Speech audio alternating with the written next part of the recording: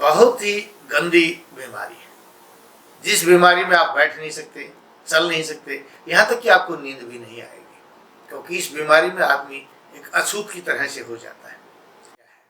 क्योंकि बनती क्यों है?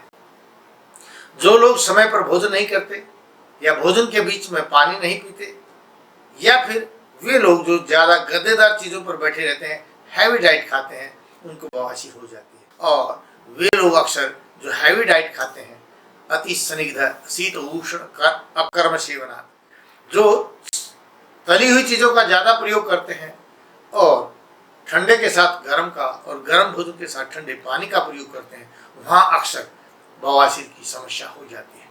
देखिए अपना विशेष प्रोग्राम नाड़ी वैद्य कायाकल्प और जानिए आयुर्वेद में घरेलू इलाज। और जहाँ ज़्यादा स्पाइसी भोजन और उसमें मिर्च का ज़्यादा प्रयोग हो, वहाँ भी बवासीर का खतरा बन जाता है। और जो भोजन के बीच में पानी नहीं पीते, उनको भी अक्सर बवासीर बन जाती है। ज़्यादा टेंशन लेने से भी बवासीर बन जाती है। तो ये तो हुआ आपकी बवासीर के बनने का कारण। अगर बन गई है तो हमें इसकी समाधान कैसे करना चाहिए, ये बात बड़ी सोचने की है। अगर आपको वादी बवासीर है तो मोरपंखी एक सजावट के लिए पेड़ होता है, उस मोरपंखी का एक पत्ता पूरा सुबह सुबह घोट करके पी जाइए। मोरपंखी का पत्ता सुबह कुंडी में घोट करके, एक पूरा पत्ता एक हथेली जितना होता है लंबा, उसको आप घोट करके पानी के साथ सुबह सुबह पी जाइए। मोरपंखी तो आपने सुना होगा।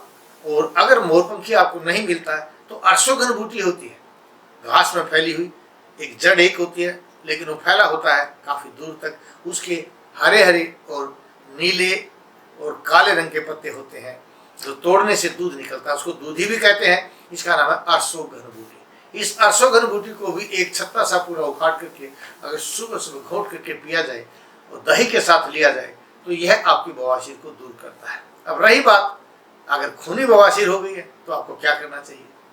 एक मुट्ठी चावल लेकर के इस चावल को आधा घंटे भिगो दीजिए। जब ये फूल जाए तो इस फूले हुए चावल को कुंडी में खूब घोंट लीजिए, आधा ग्राम फिटकरी डालिए और इसमें इच्छा के अनुसार मीठा यानी मिश्री का प्रयोग कीजिए। उसको खूब घोंट करके इसको पी जाइए, तो आपकी खूनी बवासीर दूर हो जाती है। या दरियाई नारियल, हकीक पिष्टी और जहर मोहरा पिष्टी, इन तीनों को बराबर मात्रा में मिला करके इसको पी जाइए। इससे आपकी खूनी की बवासीर दूर हो जाती है। और वैसे तो अगर आप भोजन के बीच में पानी पीते रहते हैं तो कभी बवासीर नहीं बनती, और समय पर अगर आप भोजन करेंगे कभी बवासीर नहीं बनती है।